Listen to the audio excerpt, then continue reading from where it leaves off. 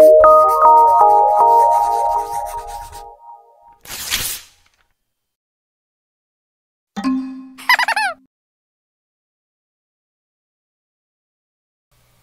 les dessineux, j'espère que tout va bien pour vous. Cette semaine on va apprendre à dessiner un escalier. Donc un escalier un petit peu dans toutes les vues et notamment à un point de fuite. Et c'est ce qu'on va commencer à faire. Donc vous vous souvenez qu'il faut toujours représenter une ligne de vision avant de faire quoi que ce soit. Et cette ligne de vision va nous permettre de déterminer en fait le niveau de l'œil de l'observateur. À partir de là, donc pour un point de fuite, on prend un point de fuite sur l'horizon, en partant du principe que l'escalier est parallèle au sol, ou en tout cas ancré dans le sol. À partir de là, on va dessiner des lignes de fuite, donc je vais en dessiner deux. Ici, ici. Ça, ce sera la base de mon escalier. Ok. Ensuite, je vais continuer mon escalier en hauteur. Comme ça. Voilà. Et je vais finir mon escalier une fois que j'aurai mon parallélépipède rectangle. J'ai déjà la profondeur, donc il suffit que je tire des verticales vers le haut. Ensuite, il va falloir couper notre escalier en deux. Donc pour ça, on tire la diagonale devant et on tire la diagonale derrière. Et on va garder tout ce qui est en haut ici, donc enfin tout ce qui est en bas, pardon, cette partie basse.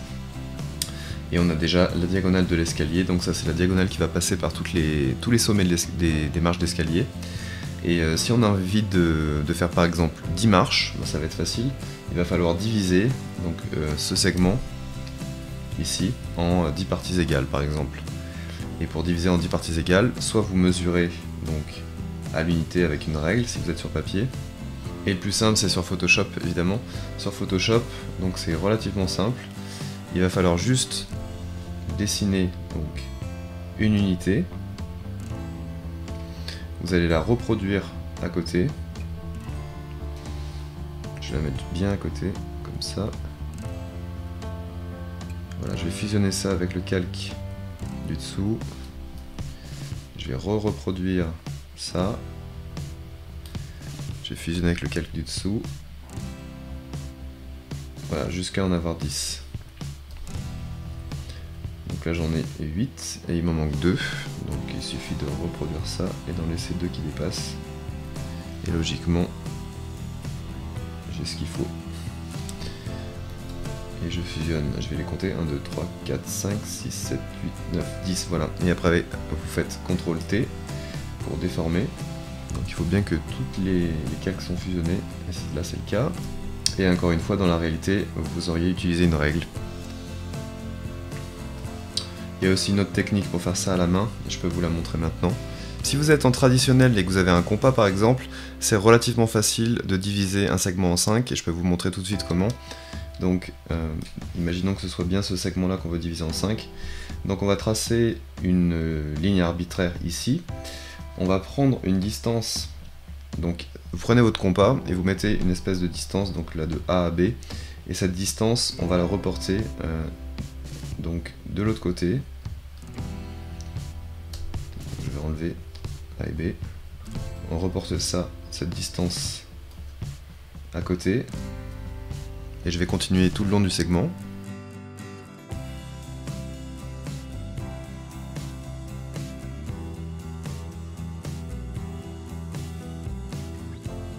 Ensuite on fait exactement pareil en partant du deuxième point ici. Donc moi je vais aller plus vite que vous, mais si vous êtes en traditionnel, si vous avez une règle et un compas, vous faites exactement pareil en bas. Il faut que la ligne soit à peu près parallèle. C'est mieux qu'elle soit parallèle. Mais une fois qu'on a ça, il suffit de joindre tous les points entre eux. Voilà, et on a nos 10 parties. Donc 1, 2, 3, 4, 5, 6, 7, 8, 9, 10. Donc on peut maintenant tracer les verticales pour trouver nos 10 marches de l'escalier.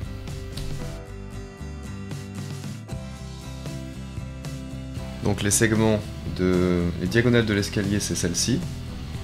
D'accord. Et maintenant ce qu'on veut, c'est de trouver les verticales.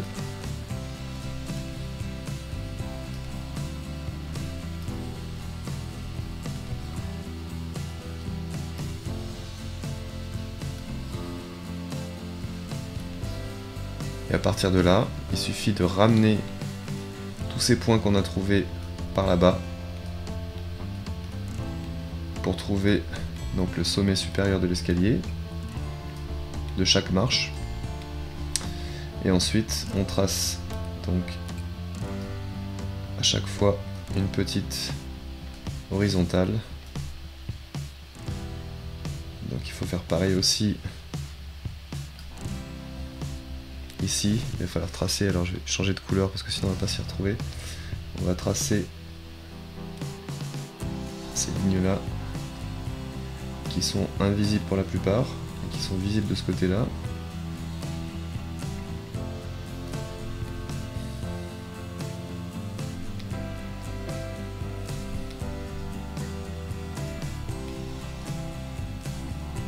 Voilà. Continue comme ça.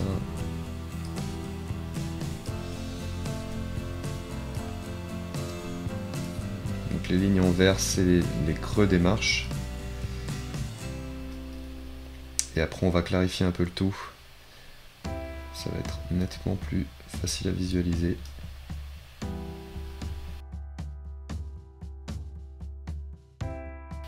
Voilà, maintenant on va tout mettre au propre.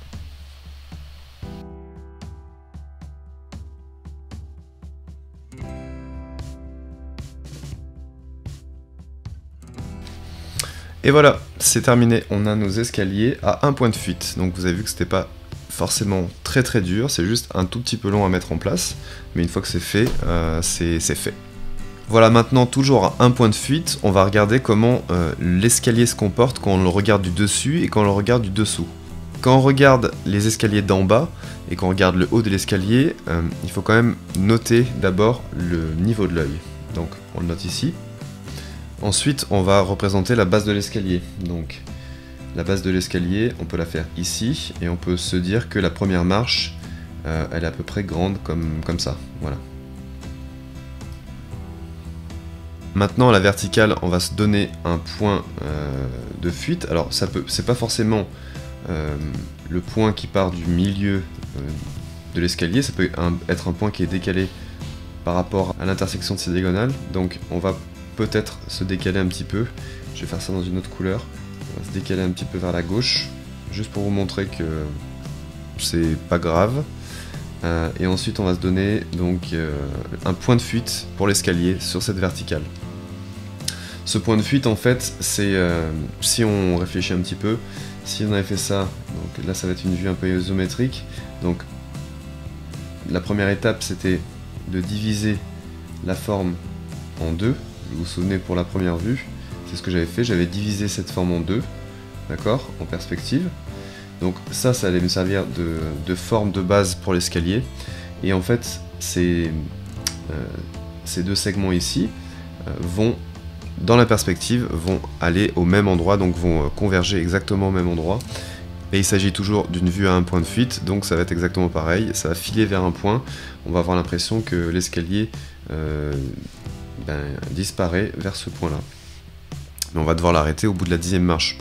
L'erreur classique à ne pas faire, c'est de prendre cette distance-là et d'essayer de la reporter ici directement. Ça ne fonctionnera pas en fait. Ça fonctionnera pas. Ce qu'il faut essayer de comprendre, c'est ça. Donc pour notre escalier de tout à l'heure, imaginons que j'ai la première marche ici.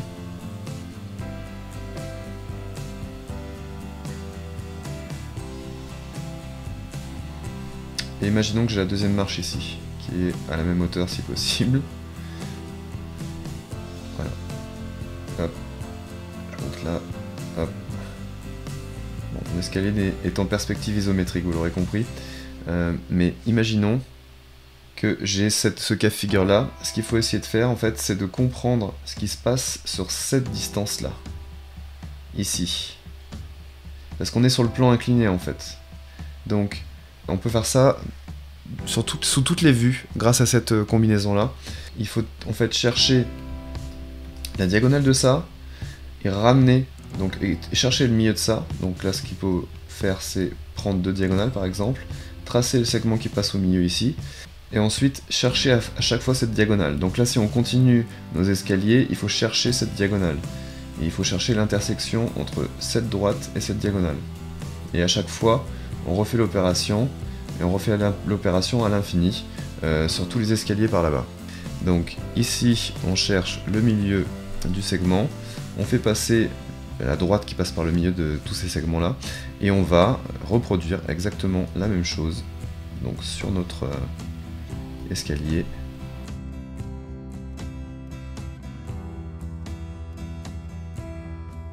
Voilà, maintenant qu'on a nos subdivisions pour la pente des marches, il suffit de jouer avec le point de fuite qu'on s'est donné pour les escaliers. Donc le point de fuite, il va se trouver à la verticale de ça, donc il est derrière ici.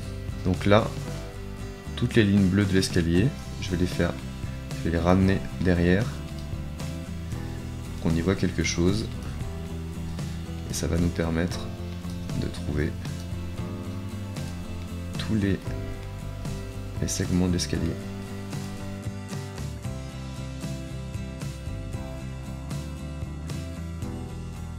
Voilà, maintenant j'ai représenté tous les segments en avant de chaque marche. Donc maintenant il va me suffire de trouver les verticales et les intersections.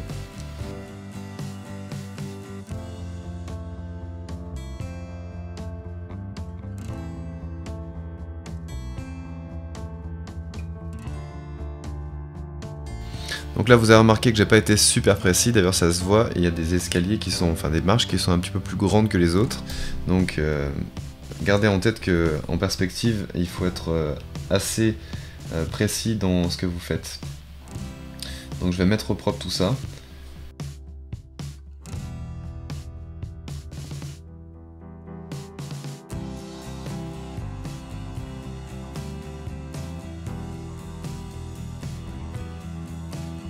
Il existe une deuxième méthode pour faire exactement ce qu'on vient de faire, donc on va faire exactement la même chose, mais avec une barre de mesure cette fois-ci. Donc je prends le bas de l'escalier, par exemple, ici.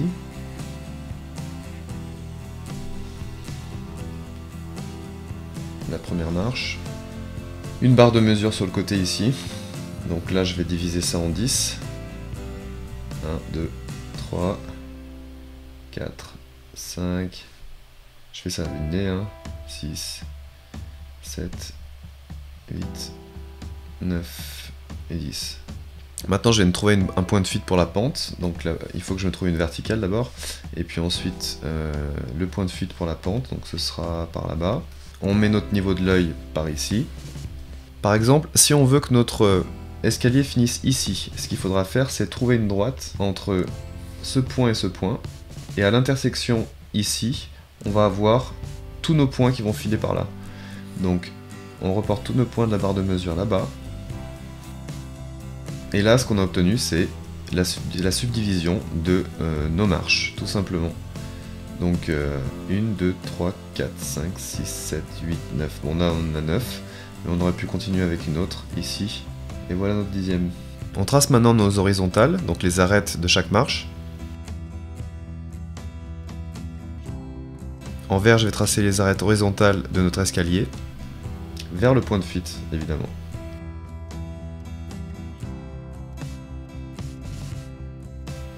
Et voilà, maintenant il nous reste juste à mettre au propre tout ça pour que ce soit plus clair.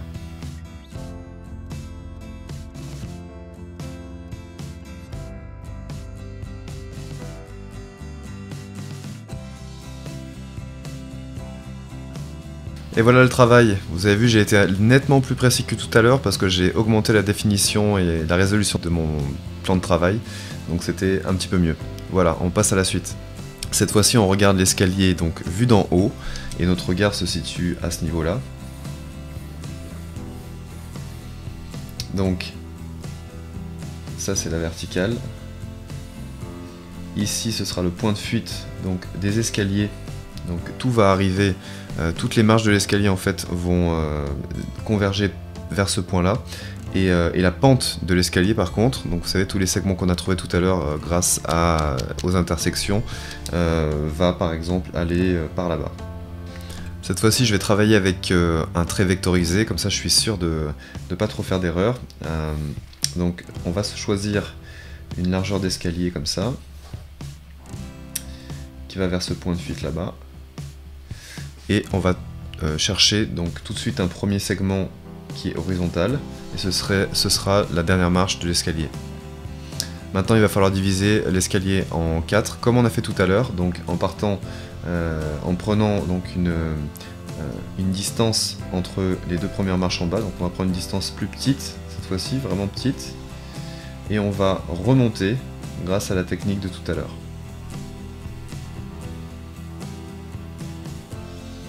Je cherche les diagonales.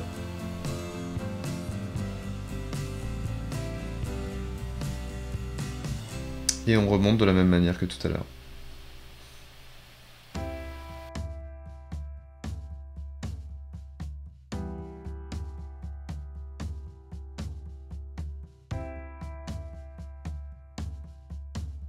Voilà, maintenant qu'on a toutes les distances entre les marches, donc en diagonale, on va pouvoir donc trouver la perspective de chaque marche en partant du point de fuite là-haut.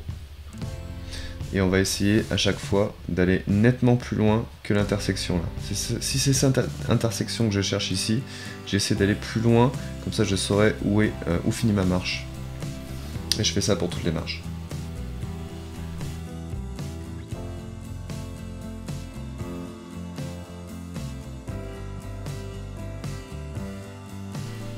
Voilà, j'ai toutes mes marches, maintenant je vais mettre ça au propre.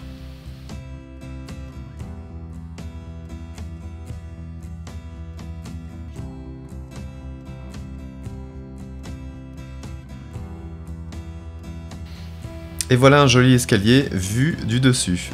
Voilà, cette fois-ci ça se complique un petit peu, on va se mettre à 2 points de fuite, donc pour ça il va falloir que je sois assez précis dans mes traits, si possible. On va se donner une ligne de vision. Sur cette ligne de vision, on va mettre 2 points de fuite, donc on va choisir le premier et le deuxième. On va choisir maintenant la base de l'escalier, donc on va dire que l'escalier va démarrer par ici, ici par exemple. Ça va être donc la hauteur de notre escalier.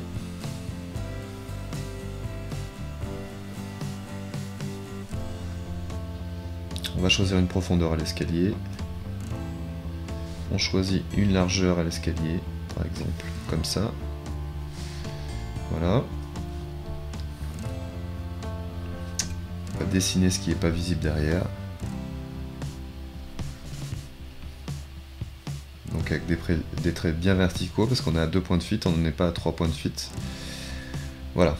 Et une fois qu'on a ça, on va diviser ça en 2. Donc pour trouver la pente de l'escalier. Et maintenant, la difficulté, ça va être de diviser ça en 10 par exemple. Si j'ai compté mes marches, c'est une possibilité. Donc soit je reprends la méthode de tout à l'heure où je me dis, bon ben, je sais pas exactement où ça va terminer ce truc-là. Donc j'ai pas défini tout à fait ma forme. Je définirai par rapport à la première marche. Donc ça c'est une possibilité. La deuxième c'est d'utiliser exactement la même technique que tout à l'heure avec un point arbitraire sur l'horizon. Je vais pouvoir diviser la chose en 10. Donc je vais vous montrer déjà comment diviser ça en 10. Et puis tout à l'heure on va repartir d'une forme juste d'une marche pour monter jusqu'en haut.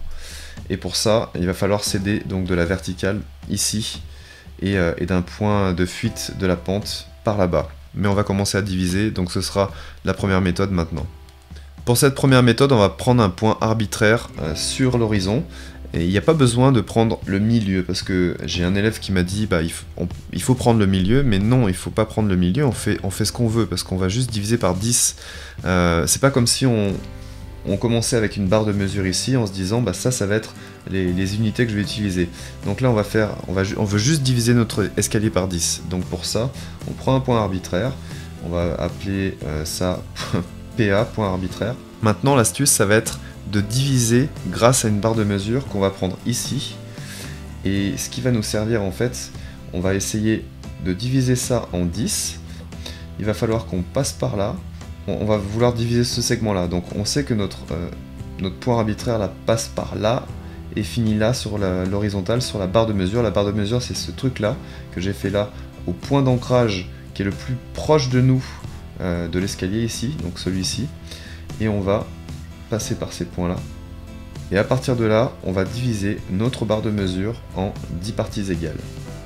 Donc encore une fois, pour diviser un segment en 5 ou en 10, vous allez utiliser exactement la même technique si vous avez un compas que la technique que j'ai utilisée au début de la vidéo. Et sur Photoshop, vous allez pouvoir utiliser la technique que je vais utiliser maintenant, c'est-à-dire vous prenez une unité arbitraire ici, et vous la reportez, vous la dupliquez, et vous la reportez à chaque fois. Donc vous pouvez en faire 2. Vous pouvez fusionner le tout.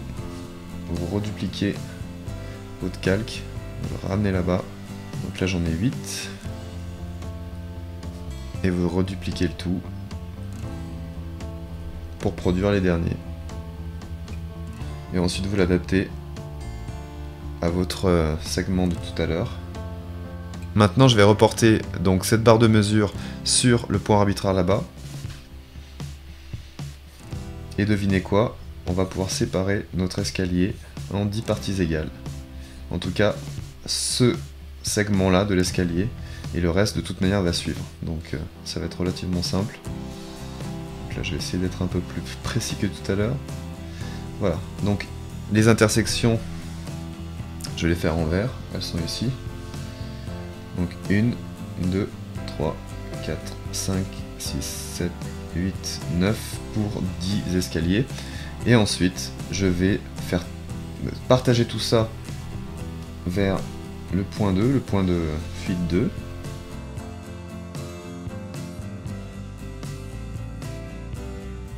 Maintenant, je sais exactement quoi faire.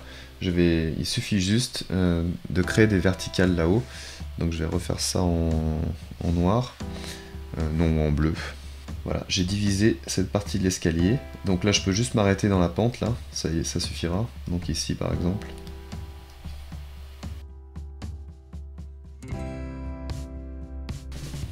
Donc à mesure que je me rapproche de la caméra, évidemment, les marches vont s'agrandir.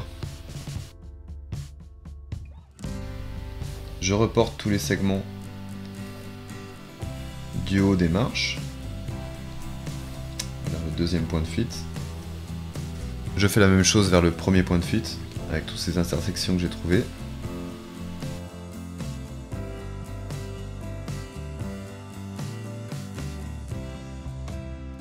Et maintenant, je vais mettre ça au propre.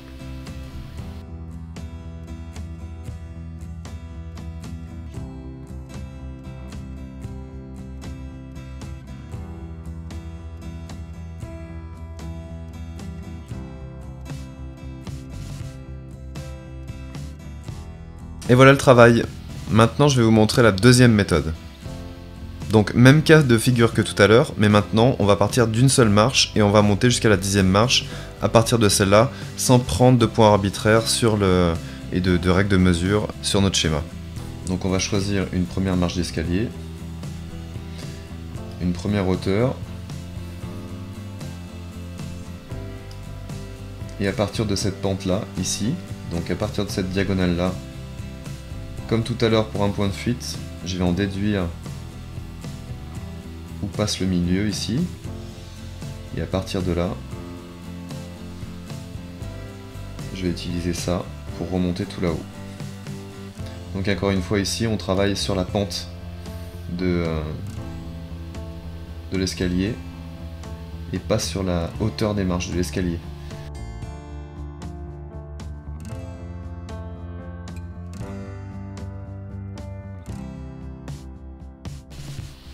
Donc là je vais compter mes marches, alors il va y en avoir 1, 2, 3, 4, 5, 6, 7, 9, 10. Bon bah là je devrais terminer normalement par là-bas.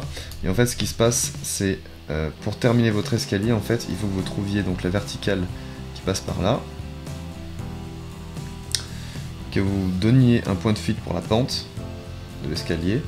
Et là vous pourriez continuer à l'infini si vous avez envie d'en faire 40, 50, 100. vous pourriez. Donc le point de fuite là-haut ici, c'est le point de fuite des marches. Et vous pouvez faire pareil avec les plans inclinés, avec les toits, etc. Et donc là je m'en sers pour un escalier, c'est exactement la même chose. Et je vais en continuer une, donc je vais rallonger cette-ci là. Parce que j'avais pas la place de faire la 10e. Et la 10e va atterrir ici. Donc ignorez ce segment là du dessus.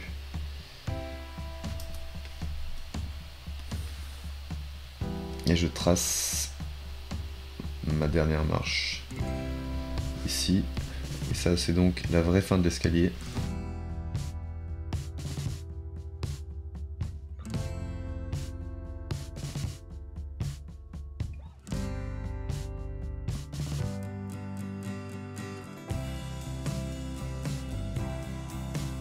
Donc vous avez vu le nombre de traits que je viens de faire, et c'est pour ça que je vous dis, c'est extrêmement important de rester propre. Donc si vous êtes sur Photoshop, travaillez à haute définition, à haute résolution, et ça vous permettra vraiment d'être plus précis. Travaillez aussi en vectoriel, c'est un petit peu mieux. Si vous êtes en traditionnel, travaillez au critérium, et n'essayez pas trop d'appuyer sur vos traits de construction, sinon au moment de gommer vos traits de construction, vous allez vous retrouver avec, un gros flanc au crayon sur le papier, donc faites attention à ça. Voilà, maintenant il me reste juste à mettre au propre tout ça.